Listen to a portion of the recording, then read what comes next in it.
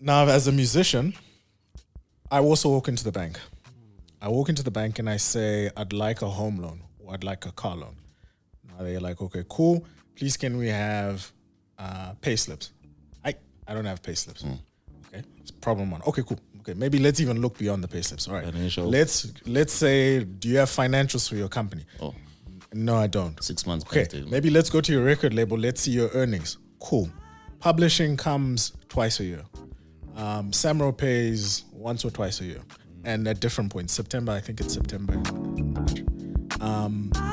And your streaming income, if you've got, depending on who your distributor is, maybe it's every month, maybe it's every 2 months, right? So now I've got this money coming in at weird times. Then it's, okay, cool, let's look at your live money. Hey, okay, maybe it's season, right? So the season would be summer in South Africa. So call it October to March, April. And mostly centered around November, December, Jan. Lots of income. So now the bank is like, bruh, this money's coming here, right? The credit model is not built to understand that. You'd have to almost change that whole their whole back-end system, how they do due diligence, because the amount of time that it will take them to do the diligence to do this is not worth the return they're going to get on. Welcome to episode 19 of the Business Agenda podcast. My name is Cash, also known as Uncle Cash, also known as the Joburg Bachelor. And as always, I am joined by my fellow co-hosts. We've got Tabo Teaser, a.k.a. Vino_T. We're also joined by Nico Campepe, Nick Swagger, or as Siri likes to call him, Nico Cam Peep. You know. So I hope the ladies can peep the swag the man is hitting on today.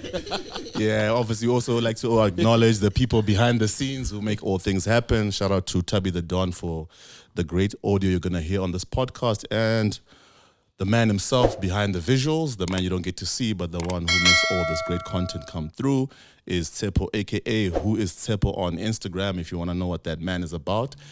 Today is part 2 of a series we're currently doing on entertainment. Obviously, you can hear by the energy in my voice that super excited about this topic. I'm actually trying to tone down the levels, not let it get too buzzing, but we are joined by a very special guest. You guys are obviously going to be caught up on the previous guest by the time this comes out. We are joined by a longtime friend, someone who's known to all of us on the podcast, Simukayi Mukuna, who is currently with Gallo and over and above being with Gallo. He's going to help us unpack his personal journey, but today what we're looking at covering is obviously entertainment specifics to artists, specifically in terms of money, monetization, and just the current state of how things are within the music industry. I think one thing we see a lot is over the years we've seen locally and internationally the frustrations of some of the challenges artists go through, especially around money, asset classes, and revenue streams. So we've got someone who's a aficionado, just to put him a little bit on the spot. We're going to get the information from him. So, gentlemen, how are you doing? Simukayi, welcome to the podcast. How are y'all doing? Health check as always. I'm good. Thank you very much. Been a big fan of the podcast for a hot minute. Yeah, no, definitely. We appreciate you coming through. We've been trying to get you. This man is busy. And when he tells you, just like Glenn from the previous episode, when he tells you what he does, you're going to know why. We are super excited to finally have this episode. But Nico, Teaser, how you guys doing? How was the week? Good, man. It's been a chilled one. Back to work. Back to winter sucks. Most definitely. Just gotta keep grinding. But everything is good so far on my side. Yeah. Great. Complain. I think, but weather's warming up. So it seems like winter's on its way out. But when you get to August, it's almost like last kicks of winter. The big thing though is, the trouble holders are coming back. You need to stop wearing a t-shirt. Exactly. Yeah. Season is starting. Yeah. Can we stick to official work regalia? Are they actually Man City fans? Like for real, bruh? my first t-shirt, David Silva. I was so sad when you retired this week. Okay. But I'm failing you. Yeah, 2011. That's when I started. Okay. No, 2011 is the least. You put in a decade, bro. Yeah. He's one of the older fans, the earlier fans of Man City. So when we watched the Champions League, we managed to watch some of the Man City fans, and there was 4 of us. I was quite happy.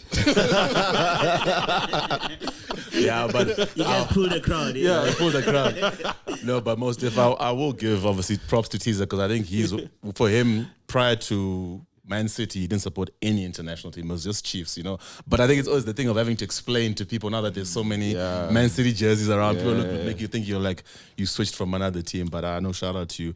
So just to give some context, our guest, this episode obviously is based on an article that he's writing that's going to be out. Obviously, once the article's out, we will share all that information.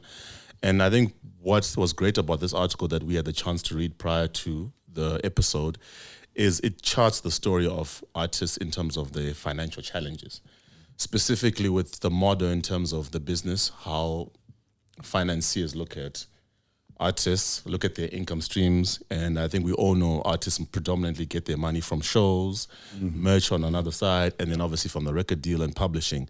So what happens with them is because it's not month-to-month income, that the banks can see like people have regular jobs. It's similar to the challenges of entrepreneurs, But I think where entrepreneurs have a bit of a leg up is entrepreneurs will formalize their things, registered company, bank accounts. If you have an accountant, that makes a difference. So I think a great place to start to be asked Simukayi in terms of this article. Why the article? What are you looking to get out in terms of information to the people? And then just the backstory that led up to it, and then we can just take it from there.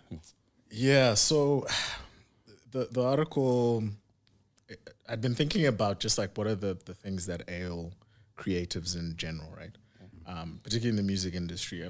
And some of the experiences that I had while at Solistic with coffee was you would see... So That's black coffee, by the way. Black coffee, sorry. Yeah. So in my day job with Black Coffee at the time, we're doing investments in startups, right? So all the startups generally would come with a specific structure that have a deck, that come with cap tables and equity investors, etc. And this structure, right, which would allow them to access capital. But I wasn't seeing the same on the music side, even though there's very similar parallels to startups and musicians.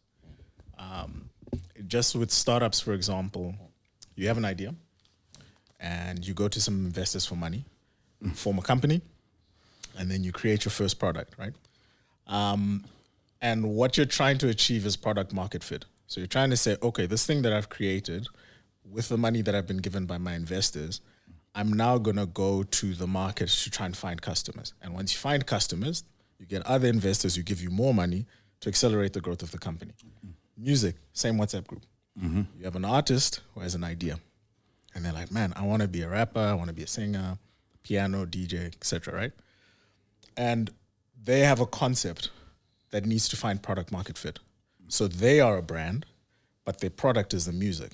And once they have the music, and if the music finds product market fit, you can find gigs, people start listening to you, then you do shows. From shows, you can do product endorsement, etc., right? It's very similar setup, and even the rates of success are similar. In VC, you can do 10 investments, maybe 3 work out, and that means maybe give you your money back. Yeah. Maybe one shoots the lights out, and the rest tank. Yeah. So, and it's a similar thing in the music industry, right? So, looking at that, I just thought, well, why isn't there something similar? And I started digging in and kind of looked at what's happening, right? And the starting point was like, I try to use frameworks when I think of stuff. The easiest one is like the business life cycle, which is basically when you're starting a company, what access to money do you have? In venture, it's early stage ventures, it's angel investors, etc. Then once you find product market fit and now you're trying to accelerate it, there's later stage investors, so people who will give you Series A, Series B money. And then as the company gets really big, now you can go and do debt, right? Because you've got a product, you've got this economic flywheel that you've shown that I've got a product, here are my customers, they're buying, we're getting revenues in. Banks are like, great, no, now we can give you money, right? For musicians, doesn't exist. Yeah. Your access to financing, well, firstly, in the early stages, maybe you have record labels patrons, so people who are interested in and love what you do, and maybe your family. And then there's nothing, right? Yeah. So you put an album out, maybe you get another deal, you go to another record label, possibly. But even in South Africa, there's 3 major labels, maybe 4 or 5 big independents. But that's it, right? Whereas if you are starting a KFC franchise, how many banks are there? It's like 4 big banks. Yeah. There's access to capital and they understand the way stuff works. So anyway, it's a long way to say venture capital and that kind of insight is what led me to think, man, there's similarities here and you need to address these things. Don't you think though the barrier to entry is a bit easy for them, especially when you talk that life cycle. In the beginning, it's easy to make music from your bedroom, put it out on SoundCloud. These days, you can even put it out on DSPs, you know. And I'm wondering, like, from a capital perspective, and I suppose we can maybe speak from, small artist to a big artist, because a lot of us don't see it, but how much money does an artist need just to develop an artist? Because I suppose that's why they need of money, to transition you from quote unquote bedroom artist into a fully fledged artist that's billboards, Management. you know what I mean? So I'm just wondering, like, do you really have to raise a lot of money for them, or we just speaking more income, their livelihood as artists? There's obviously the business aspect of it, and I often wonder how much do people actually spend on artists to really like harness them and make them a product? It depends on multiple factors. So what genre of music are you going into? Are you a producer, creator, performer? Are you a DJ? Do you need backing vocals? Are you going into pop, and is your market global, which means you need to spend money on marketing? Okay. So just like VC or product, right? Creating a new product. What is the market that you're trying to address? What is the size of that addressable market? So for example, the biggest addressable market in music at the moment, biggest genres are hip hop and pop, right? Those are the biggest markets. So if you're going into that space, that's a big total addressable market, which means you can invest a lot in the artist if you feel like if this artist becomes, I don't know, like the next Drake, let's say, that's a big audience that you can go after. Versus if you are going to be classical piano. Okay. I mean, there's a big market for that, but it's not hip hop. Yeah. So the amount that you invest in would also depend on that. Okay. On those factors. Then I think on the income point, I think my take and my view on this as a bit of an outsider coming into the music industry is I don't think there is a viable model as yet that will allow a lot of people to become career musicians. Part of it is the financing, which is what this article is talking about. But the other part of it is, I think, the model that I get a sense from coming from technology that I think will work in the music industry is actually finding 1,000 true fans. And 1,000 True Fans is this article that's written by Kevin Kelly, 2008. And he was talking about digital creators on the internet. But I think it applies to music as well. Essentially, the crux of it is, the goal as a creator should be to find 1,000 true fans from which you can sell a set amount of product per year. And in his case, he was just saying, if you find 1,000 true fans and you can create product for $1,000 per year, that's $1 million in revenue. Now, I think a similar thing needs to come back into the music industry. And it used to be there back in the day, right? Like big fan clubs, etc. But I feel like a lot of people or a lot of musicians either aren't put in a position where that they can do that, or their financing deals or the structure of what they're looking for is success or bust, which I feel like is not the right approach. So for me, the income question is more about find a sustainable set of income through 1,000 true fans. And what that looks like in the future is, say I'm a hip hop artist, right? Put out 2 amazing albums, but I've run out of content per se. But in that period, I found my diehard, hardcore fans. I will release vinyl to those 1,000 fans, 500, well, let's say, and sell it for 1,000 rand. Or 500 rand rather. And then 6 months later in the year, I'll sell T-shirts with assigned something. That doesn't require me to perform. It doesn't require me to create new stuff, right? But these are my hardcore, diehard fans. They will continue to purchase, right? And that's what you see with a lot of some of these older bands in terms around the merch. So on the one side, so the income portion, I think, is just the approach needs to be a little bit different. So what's interesting, which I guess for the most part, when I see them talk, I can see that the difficulty of it, I recognize it because of my background, that when you come into a music industry, unfortunately, you may have to be a business person, unless if you kind of really sign and then you get a team around you to help you with that. Whereas other people struggle with the passion aspect of it. You know, they want to focus on the passion and leave the business. And I wonder if we were to like put a framework of an artist, like how much would we say you need to know some kind of business here?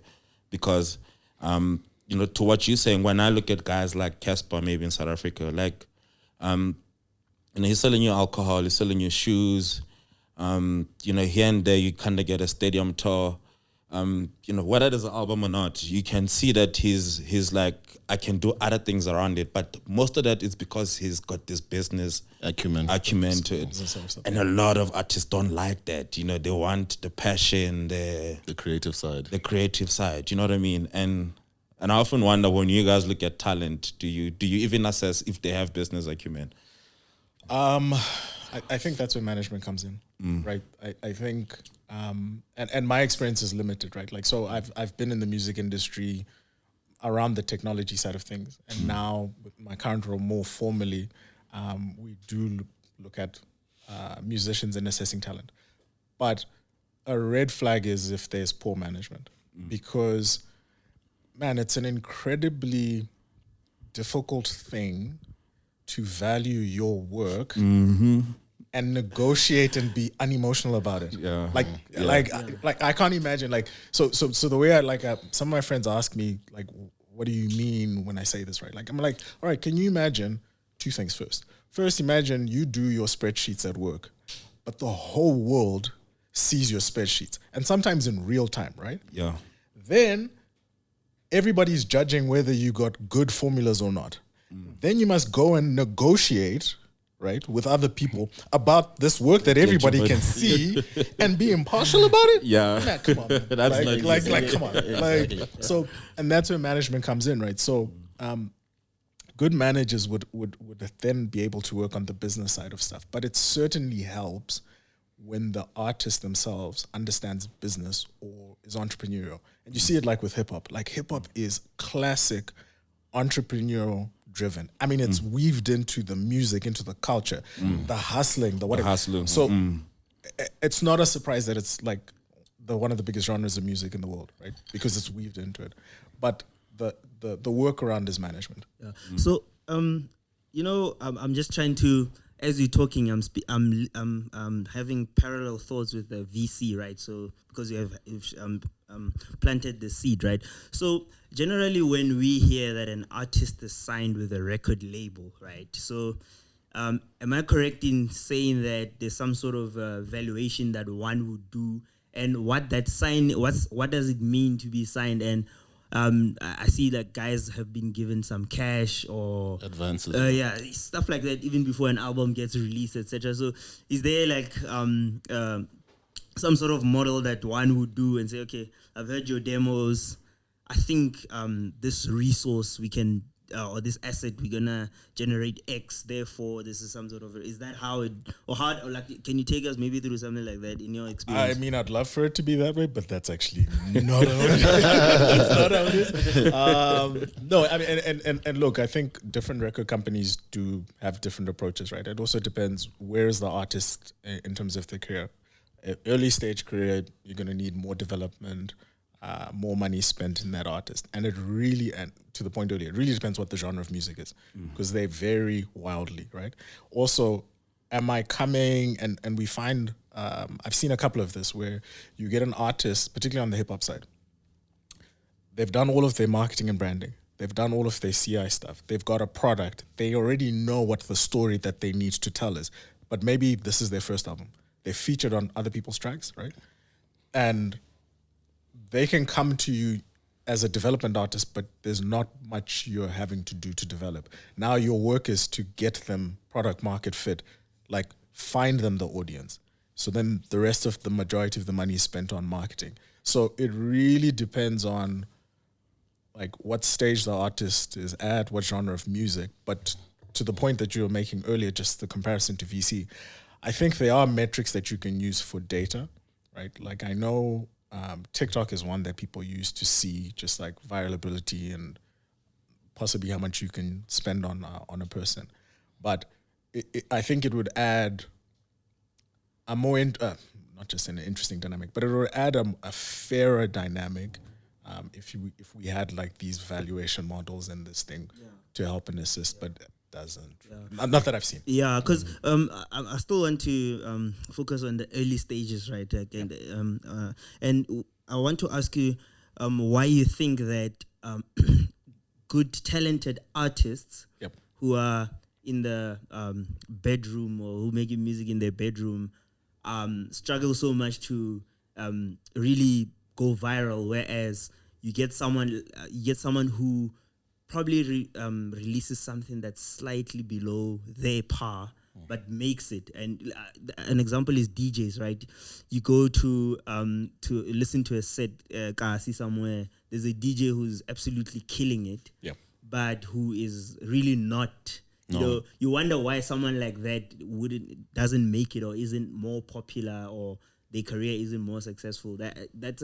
We see that quite a lot in the townships with guys who either make music or really play other people's music.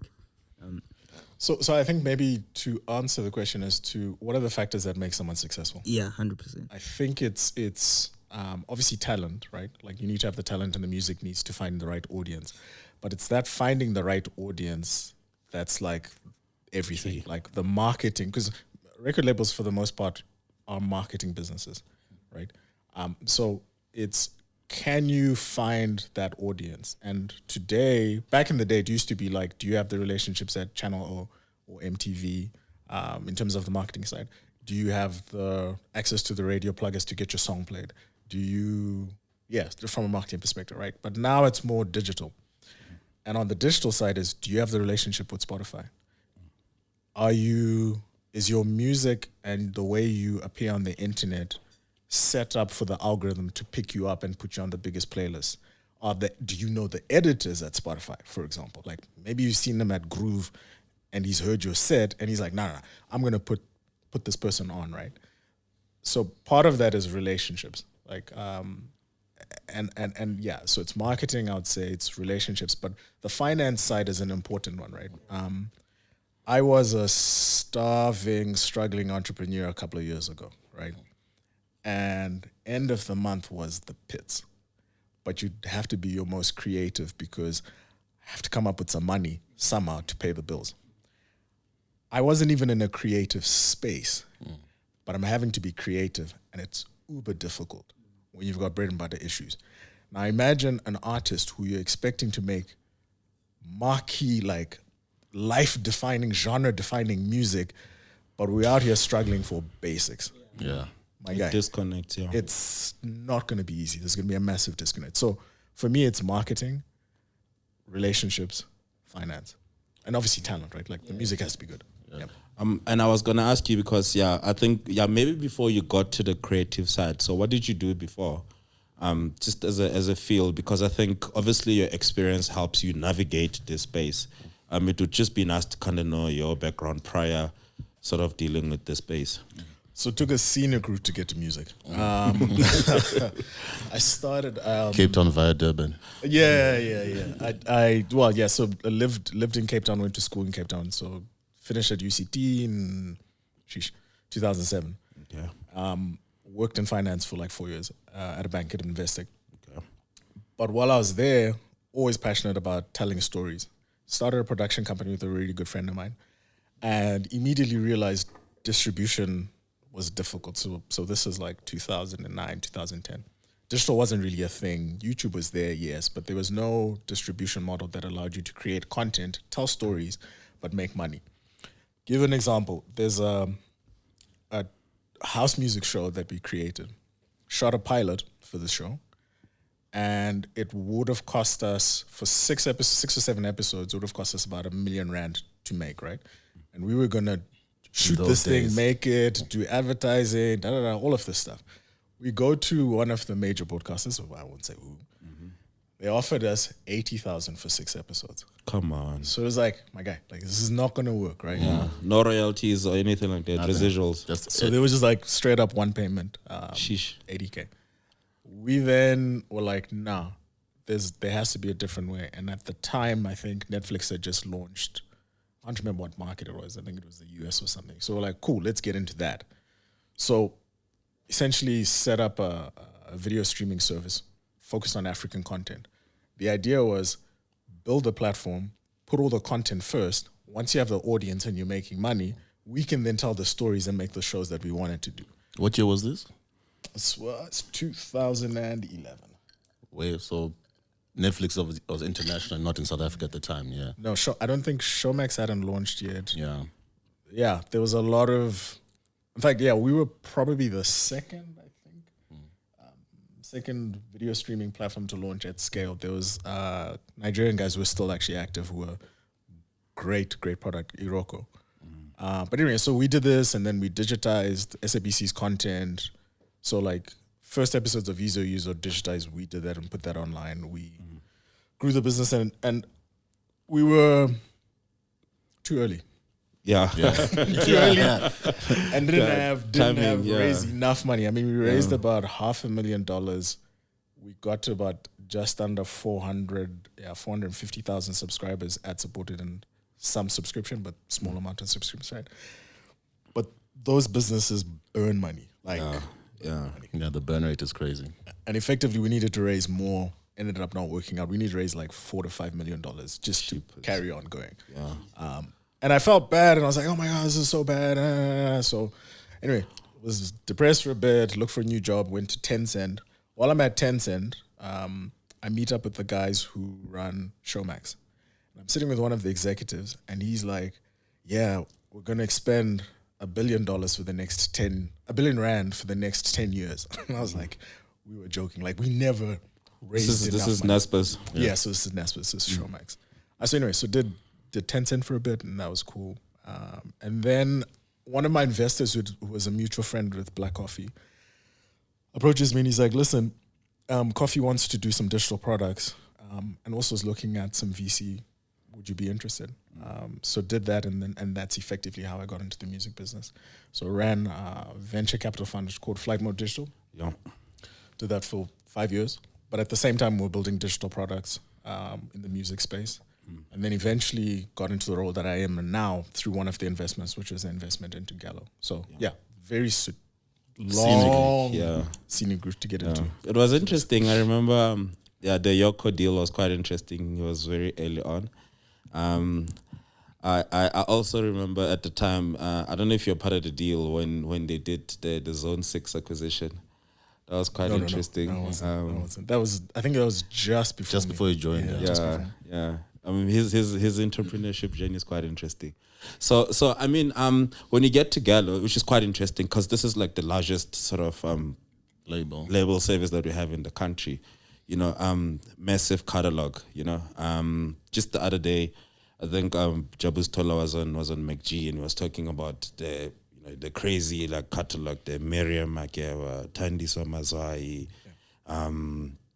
Yvonne is there. You know, all these people, like, and I'm wondering, like, when you see that, it's like when you see it and the job comes, like, well, what does that look like for you? I mean, what's the conversation? Are you there to monetize it? And I guess in a long way of asking is typically what does your role then sort of entail? No, cool. So the role and that job came about through Coffee, right? He's got a very specific view on what he thinks the future of music looks like.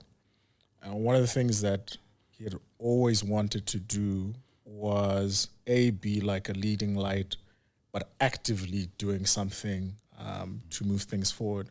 And with Gallo, when the transaction came about, I mean, he had massive and deep respect, and he has a history with Gallo prior. And for me, he was just like, "Look, dude, we've worked so closely together. You know exactly what I want to do." And essentially that future of music is giving artists more independence. Okay. And being more artist friendly.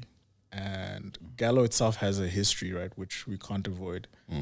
Some of which is not great during apartheid times, and some of the issues that record labels generally have around not great contracts.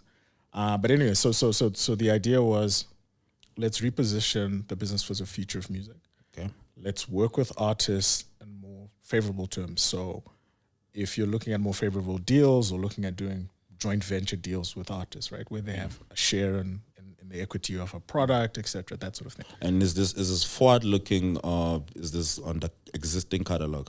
So this is mostly forward looking. On the existing catalog, It is a what lot it of the is. work that we're doing, a lot of the work that we're doing is actually making contracts more fair. Right? Okay. So adjusting, for example, digital earnings to go from traditional earnings where maybe the artist is making 10% 10%, yeah. to 50-50, right? Okay. Like, so a lot of work has gone into redress and Some of reposition the that. business. Okay. That's amazing. Yeah. So but forward looking is, as you engage with the artist, more fair deals, providing more equitable terms, but also just like, what are the services that artists need, right? Do you have better distribution or cheaper distribution? Do you have financing or marketing and that sort of thing? So the job for me has been to help reposition, add some technology into Gallo, and then set it up for what the future of music is. Interesting. Right. Just to bring it back to the article, I think we've obviously, people are passionate about music. We hear the similar stories about struggling artists, getting advances. Do I get into 360? Do I go indie? I'm keen to know, in your experience from the finance background, Tencent Tech, obviously I know you've been passionate in that space, also setting up a streaming service early. Where do you see the future going in terms of some of the typical challenges that artists get into? Like Nico mentioned, the bedroom artist. So like with your current role, like what's great about that article, and obviously we'll share it once it's out, is it charts the typical journey of the struggles of an artist. And I think what would be good to know is, like, in thinking outside the box, finance and tech, what does the future look like in terms of just alleviating some of those problems? Like, just if you would say a dummy guide or a how-to for a starting artist, say, look, this is the old way of things, the usual struggles, free the artist, all that stuff you see. But just thinking for it, even at a high level from your finance perspective, what artists, let me also add even record labels, artists and record labels, where is probably the gap that can be address some of these things? So maybe starting from the artist perspective. So Yeah. I think it's just like, once you know what you want to do and what product you want to create, the very first thing I would do is set up a company. Just basics, right? It could be PTY Ltd, and essentially have all of your income flowing through that company. Your touring, publishing income, Merch, all of everything. that, right? Because all of that, what that potentially allows you to do is to have outside investors who can put capital into the business. Then I would look to try and get management, some assistance in terms of accounting and basics, so you as the artist can actually just worry about the art. Like, a lot of the issues is like, it's super difficult to manage yourself. I must be the accountant today. I'm also the social media person. Like, it's difficult, right? So, and what that also then allows you to do is plug into the existing financial system, right? So everything from getting medical aid to, just trying to think, like insurance. If you are not plugged in with basic, like, it makes life extremely difficult. So that'll be the starting point in terms of just how you structure yourself and engage with that, right? Then the next thing would then be to look for those equity investors who can put some money in to help with the creation of the product as a starting point. The other thing is the kind of deals that you get into. Critical. It's critical. It's Yeah. crucial. Right? So advances are good because it allows you to get capital to build something. Liquidity. Yeah. But what are the terms that are coming with those advances? Where are you in your journey? Taking too much money early may make it so difficult to recoup that money, right? It may sound or look like the best thing in the world. So, and not to say that advances are bad. They're not. It's just It's the just structure. like the structure of it. It's just like a loan with any loan. The deal is not, most part, it's not so fair. So, Yeah. Tricky. I was going to ask you, especially with the catalog, you know, because I think that's what you're dealing with now. It seems as though, as an artist, you kind of want to build a catalog. And in my mind, like 30 years later, you probably don't even need to be releasing music. You could just be managing your catalog. And I'm wondering, when you talk, you know, partnerships, is that something that may look like in the future? When I look at these kids, you know, my piano kids, like they're putting out a lot of music and a lot of it and a lot of it and a lot of it. Yeah. And most of them actually do own it. They just don't know how to obviously partner with the right people and make the right deals. But in the future, I wonder if that's, because when I look at, you know, like Gallo, this is surviving the artist.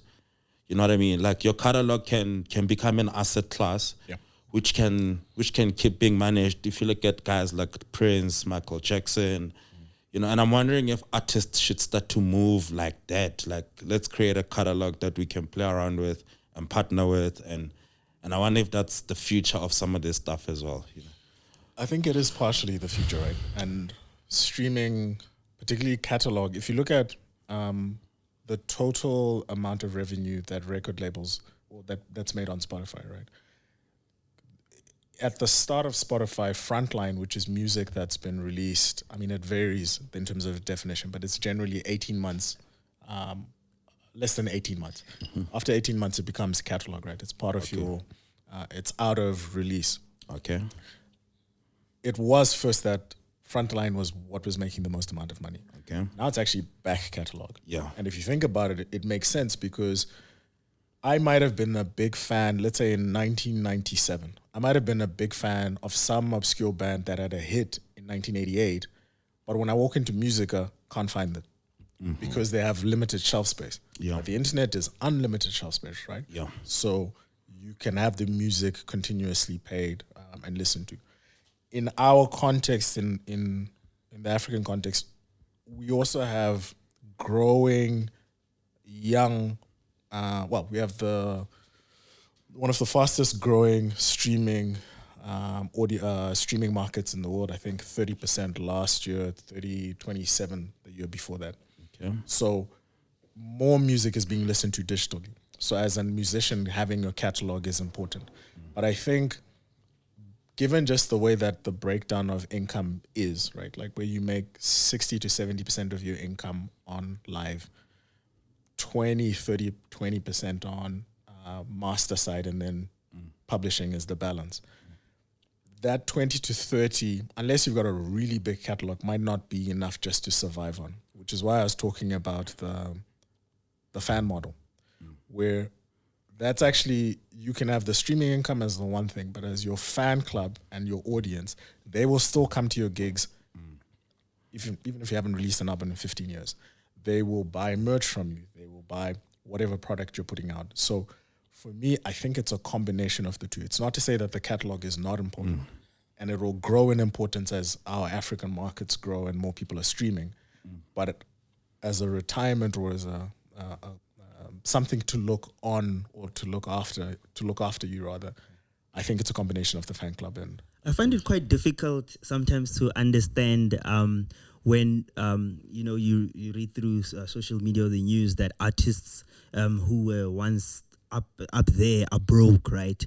Reason being, we've seen so many of these guys splash money, buy all these expensive things, or make money. So that then we automatically assume that, obviously, I see artists in like LVs or whatever, and I assume that they are killing it, making millions, right, when they're hot. And then why is it that we come across this so often, that then guys who we spoke about management teams, etc. Like, why do these guys then go broke? Because you have someone who is earning very little money who can actually survive and all of that, but you get guys who were once really, really well off who go to zero quite quickly as well at the same time. Is that a management issue, or like what is it? I think it's partly a management issue, right? So just having the correct structures in place. So, for example, if you were earning 3 million rand per year, right? Let's say across all of the things that you earn. And look, I'm not a financial planner, so please, this is not financial advice to anyone. I do not do this for a living. I'm just giving a scenario. it would make more sense to structure your things that you draw a normal salary that's a percentage of your total earnings. Call it 40% or 30%, right?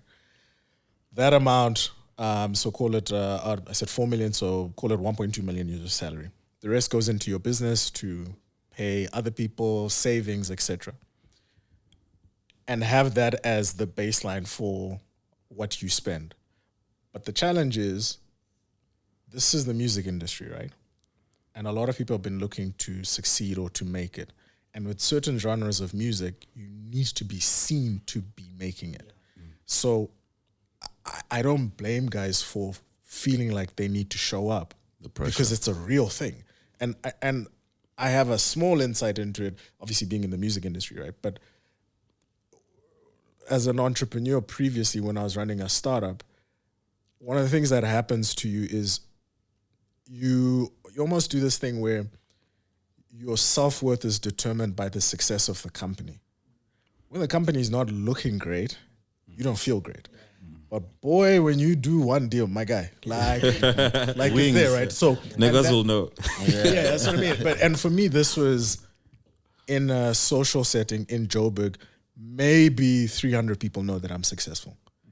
If you're a musician and there's a 70,000, like I don't even know like how mentally strong you need to be to then go from that situation where you've done 70,000 fans, they've seen you in the club, but then I'm only going to spend 1.2 million of the 4 that I've made. Yeah. You know what I mean? I think the accountant in me struggles with that concept, right? Because obviously we've seen, history has told us before that guys have been hot very quickly and then gone down very quickly at the same time.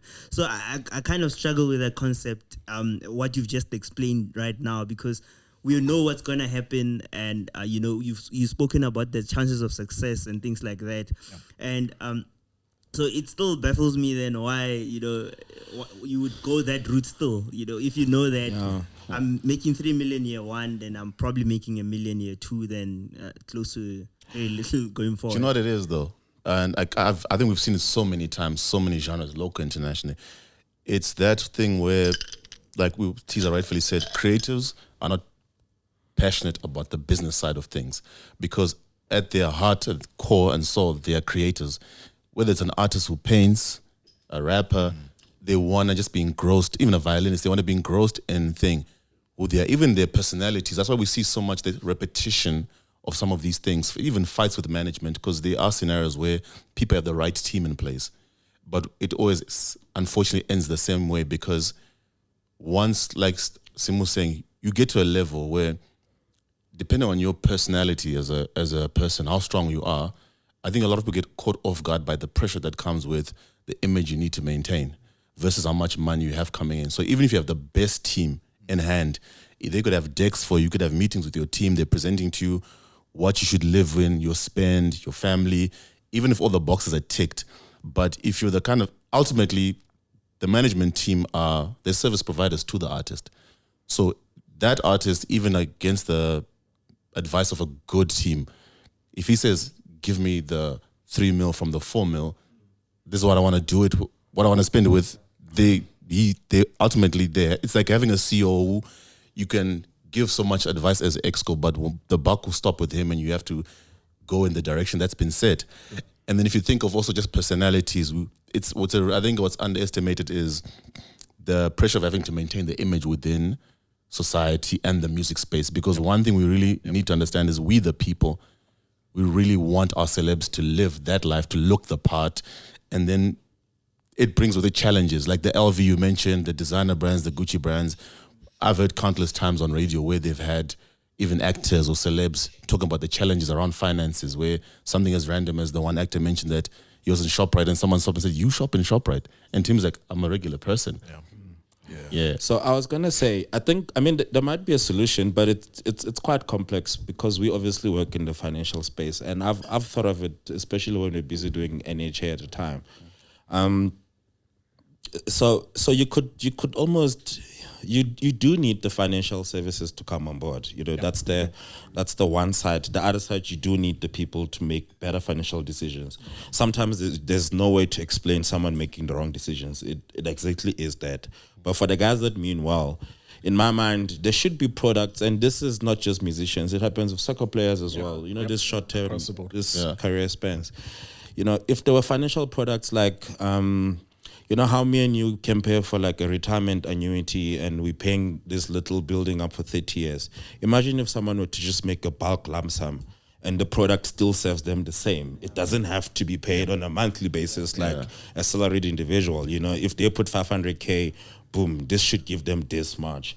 You know, it requires the financial side to try and model something like that. Obviously, the quants can figure out if this will work or not, but you do need that flexibility that allow them to. For me, you have people that make so much money in 5 years. Like some of these guys, when they're killing it, they're making Boma 10, 15 million a year. That if they were to take $1 million or $2 million and just put it in a product that, should everything else fail, let them at least get 50 or 100 grand a month. For sure. Do you know what I mean? But the thing, I think the challenge is the financial services companies, right, are probably not going to do it because, let's say the market that I'm creating this product for is 2 billion rands, 5 billion rands for the product that you're describing. But there are maybe 300 musicians and that market is 100 million rand. It's the same amount of work to create that product. It's the same amount of work that the quant is doing. Which one do you think they're going to do? The billion. They're not going to mess with that. And it's one of the things that also why I think the musicians struggle with access to financing is the DD I have to do on a 100 million rand loan and the DD on a 2 million rand loan, probably the same. Maybe not even that difficult. Now you want to come with lumpy earnings, must change my whole credit model. The bank's but the bank's like, not able. What about at Samro level? You know what I mean? Like Samro, for instance, I mean, I remember at the time, you know, the asset management company we were recording at, you know, asking, can we actually manage your money? Because those guys do sit on millions and millions of people's money that generates income. You know, the structures where you could always do it, even with their royalties, before they even get the money, just to grow it. You know, like it's small, but it might help others. You know what I'm saying? True. I think there is potentially a solution at the Samurai Collecting Society level or the publishing level, right, where there's larger pools of money. The challenge, and this I'm not a fair on, but the challenge I think around Samurai and these guys who are, I think there's law that dictates what they can do. I don't know what the regulation looks like. I don't know how easy it is to change it as well. But I think on the corporate level it might be easier. So if we went as a company, as Gallo, a lot easier to have a conversation with a bank because there's more that we do versus say if I'm just an individual artist. Can you please just maybe for the sake of everyone who's listening and watching, explain like what you mean by the difficulties in terms of access to finance for artists, because we've just explained that an artist could make 2-3 million rand, etc., and then now we're just speaking about difficulty for access to finance, lumpy income basically. So the challenge is a couple of things. Like, so the one is, actually, let's tell two stories. There's me, the corporate guy. So if I go into my bank and I say, I need a loan, the first thing they're going to ask me is 3 months payslip, ID, who's your employer, and then they use that to assess my credit, right? So they're looking at, do you have consistent income coming into your bank account? Can you pay off these loans? Or whatever the loan is, or there's access to finance in a regular way. And in the background, they have quants and AXI guys who've created a financial model that says, if this person does this and they make X amount of money, you can give them this amount of money, right? Now, as a musician, I also walk into the bank. I walk into the bank and I say, I'd like a home loan or I'd like a car loan. Now they're like, okay, cool. Please, can we have pay slips? I don't have pay slips. Okay, it's problem one. Okay, cool. Okay, maybe let's even look beyond the pay slips. All right, let's say, do you have financials for your company? Oh, no, I don't. 6 months. Okay, maybe let's go to your record label. Let's see your earnings. Cool. Publishing comes twice a year. Samro pays once or twice a year, and at different points. September, I think it's September and March. And your streaming income, if you've got, depending on who your distributor is, maybe it's every month, maybe it's every 2 months, right? So now I've got this money coming in at weird times. Then it's, okay, cool, let's look at your live money. Hey, okay, maybe it's season, right? So the season would be summer in South Africa. So call it October to March, April. And mostly centered around November, December, Jan. Lots of income. So now the bank is like, bruh, this money's coming here, right? The credit model is not built to understand that. You'd have to almost change that their whole back-end system, how they do due diligence, because the amount of time that it will take them to do the diligence to do this is not worth The return they're going to the get. return they're going to get on it. They'd rather just plug in. Everybody works in a corporate. Yeah. I can just push into the system and I can get loans, right? I feel very bad as you're explaining because I agree with you 100%. I was gonna say I work for a financial institution. So I mean, so you know this firsthand. Yeah, so I feel very bad as you're explaining, but yeah. So I mean, I've also seen, especially in my previous jobs, like some of them do get it, right? Because it may not be model done, but it can be done judgmentally. Obviously, if the deals are high ticket items, these guys are always buying expensive cars and expensive houses. That sometimes it's kind of worth it. Especially if they bank with like private clients and things like that, those guys will still try and find a solution. Yeah. What does suck though is they may look at your income as erratic, and then they can take, say, your 12 months bank states and whatever and find a number and a more sustainable number. Unfortunately, it ends up being with like, I'll get 100% loan, they'll get maybe 70%. Yeah. Then they gotta put a big deposit. You know what I mean? Even with the cards, the same, because the credit model ultimately just says, if you funded your car with a 30% deposit, even if it loses value, we should still recoup with 70% compared to 100%. Because of the risk, and that's why a lot of them do get houses and then they get repossessed and so ultimately I think some of them do get it, but they need a buffer that helps them to keep the cash flow, because unfortunately, like it's NCA or whatever it is that doesn't allow you to skip 3 months, and then legal agreements kick in, and whereas in December you could.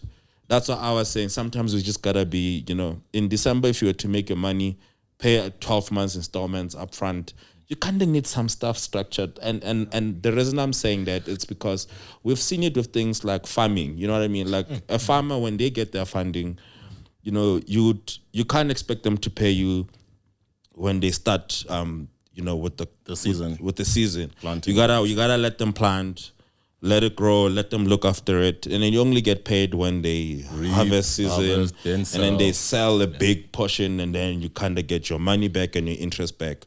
I suppose the interesting thing is there are banks that focus on farming, which they obviously spend time to understand them, and I wonder if maybe there should be like a bank that focuses on sort of arts, even if it can be backed by a bigger bank at the back of it. You know what I mean? So. But I think the solutions can be at that level. You know what I mean? If the guys could come together, and I don't know if you guys saw with the Americans and the writer strikes, that when people move as together, they actually get a better bargaining power of some sort. Yeah. And I wonder if the arts need that. But look, South African. I don't want to say the South African art sector is small, right? But when you look at it from the financial services perspective, and you look at the risk, the potential default risks and things like that, and you'd probably have to charge a ridiculous interest rate to justify the potential risk that you're taking on an artist. So I think it's fine. Just charge for it. The data, the for me, is if we're speaking like record labels that exist for 70 years, 80 years, the data over time will normalize. Do you know what I mean? Like, we all start, when you get your first loan, it's prime plus whatever. Eventually you get to prime minus because you've got credit record. And so sometimes we must just let the data be. Like, expensive at the beginning, in the long run, it will be worth it. If the guys are willing to go down that, I mean, there's also short-term solutions, right? Like, so you can smooth out the earnings. So set up a company structure, have all the money come in, but then just smooth out your salary payment, and then you fit in as a salaried individual. The only issue is I'm sure the credit models look at source of income of the industry. Correct. And Yeah, then yeah. entertainment is still seen like, this guy still charge. Still charge a little bit. So. But I think you raised a very important point. Then any artist out there should definitely listen to your advice if someone is looking to get some sort of credit from a financial institution. You've laid it out so nicely in the beginning there with the structure that one needs to have, the company structure and stuff like that, to try and remove the spikes from your earnings at least. That then we can start to have a conversation with a financial institution. No, for sure. But the positive or the upside that I will say is I don't think this is going to be always the case.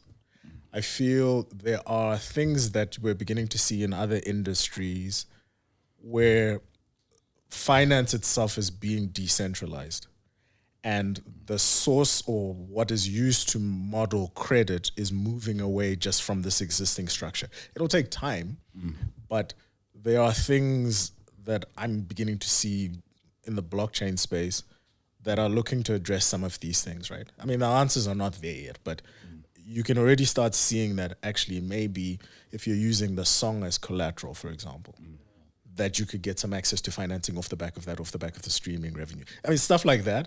Or it could be, I don't know, tokenizing something. That stuff is coming. And so I don't think it'll always be like a difficult thing. So in fact, I think for younger artists, it's going to be better. That's exciting too. Yeah, I can't. Yeah, I was gonna say the tech side of it. because of time. Maybe we'll pick up that convo because the the NFTs market is seeing flames. An update on that would be great. But then I suppose maybe just some of the last words. I wanted to find out from you, just on your sort of we're speaking about an article. And sort of content coming out. What does that look like for you? Going forward, is the team looking at imparting knowledge to the greater society? Is that the direction you're taking? Yeah. So the idea is generally to have more thought leadership pieces and talk about like what is the future of this industry we work in, right? Like what are the practical ways to help the entire industry? And this is not stuff that should just stay within our stable, because ultimately if we do good for the industry, people want to work with us, right? And it's just like, what are the stuff that we are seeing that works for artists? Because ultimately, like someone asked me the other day, like, oh, what does it mean to be in a record company? Isn't it great? I'm like, I actually work in the service of artists. Without them, there's no business. So we need to do the best for them. And these are what these pieces and these future articles. So I don't know the frequency of the articles, but there'll probably be like another 3 or 4. Okay. Yeah. Awesome. Yeah, we look forward to that. Awesome. Yeah. Great. So I think, Simo, this is obviously a topic that we continue just unpacking, because I think we as people are always like passionate about, if it's not content, music, especially with music. Music has obviously been something as old as time memorial, but with the repetition of the challenges that come from both sides, especially on the artist side, I love the article and where it starts from the very base ground to say, look, this is how you alleviate challenges that all artists have gone through, different stages. And what's great about what you guys are doing, especially in terms of creating like think pieces, you're putting information out there that almost become a blueprint, for artists, because we obviously don't want to continue to see the same challenges the same way it's never a good thing when you see with like soccer players or your favorite athletes going through the same thing with their financial challenges. So I think kudos to you guys. What you guys are doing is very commendable, and obviously Gallo, Solistic, and obviously shout out to Black Coffee. It's great that someone who's traveled their own journey and has built networks worldwide is trying to feed back home into that industry, and especially for the young people. I know he's quite big on that, because this country and Southern Africa, the young generation that are very creative, we need the future of that to tie to tech and to finance and just to redress and do things differently, so that in the end we really want assets and music and classes that outlive the people who create them, and we don't have the same challenges. So, we'll be looking forward. Obviously, there's going to be more interactions with you. We're obviously going to share, obviously, all the stuff that you're doing. We're looking forward to working with you guys. Obviously, a long journey, just to always aim at putting people on and just giving the guidelines, so we just don't continue seeing the same challenges. I was actually going to ask, one last question. I just forgot. Sorry. I was going to ask you, as a professional, is it, I don't want to say worth it, but, is it worthwhile to be a professional in the creative space? I often wonder how difficult that is. I suppose it depends which side. So on the business side, and then there's on the creative side. I think on the creative side, you really have to want it. Like there are way easier ways to make money. Like way easier ways, right? And actually, just there was a thought I had earlier as we were just discussing, just like why artists spend money or why they go broke and such, right? But I think what that does is it paints the artist in a certain light, but actually what it doesn't expose is how mentally strong you have to be to succeed. Like I have so much respect for artists, right? Like, and to my point about the Excel, I cannot imagine my financial model for the whole world to see every day. And every mistake I make, Scrutinized. How mentally strong you need to be. So you really need to want it bad to make it. And then on the business side, a lot of opportunities. It's a super interesting and super fun environment. And particularly like music. Music is one of those things that brings people from disparate industries together in one place. You can have an engineer, a cop, a soldier, a guy who owns a bank. We are all at Conquer. Same place, right? Where else are you going to get that? Yeah. So from a creative, like on the business side, man, it opens up a lot of opportunities. So, yeah. No, I must say that I really appreciate the article because I am, as a curious person who is very far, I just listen to music. That's as close as I get to art, right? You painted a very nice picture, like we were speaking earlier on also about the earnings. I was quite surprised when you saying that an artist would earn about 80% from live performances. And because I was originally under the impression that you make an album and then it works for you type of thing over the years, right? So it's stuff like that I think with the articles that you're going to share in the future, it's not only important for for a selected group of people, but for everyone who's curious about the music industry. So I think when you're writing, you must think about the broader audience, like the thousands of the people who will be reading your articles. I was going to ask you, are you going to be part of 1,000 for one artist or something? I would be definitely. Depends who. Definitely, I'm there. 100%. Gents, thank you very much for this opportunity, man. Like, just love what you guys do with the podcast and just for providing this opportunity to have this conversation. So thank you, guys. Thank you. Now, obviously, Simu, thank you so much for coming through. Really appreciate it. This has been episode 19 of the Business Agenda podcast. As always, podcasts available on YouTube, Spotify, Apple Podcasts, or wherever you get your podcasts. We will promote this episode and share more information, like I mentioned. This is the start of a long journey with Simukayi and other people we're building networks with. The aim, obviously, is just to get as much information out there so that people can be enlightened and make enlightened decisions so that we don't have a repetition of the same challenges. That is always the aim of this podcast. And, thank you for listening. Please share the pod, like, subscribe, and make sure that this podcast and this episode specifically gets to as many people as possible. We'll continue with this series, so keep looking out for what we're going to create, and we'll catch you on the next episode. Peace. Cheers. Cheers, guys.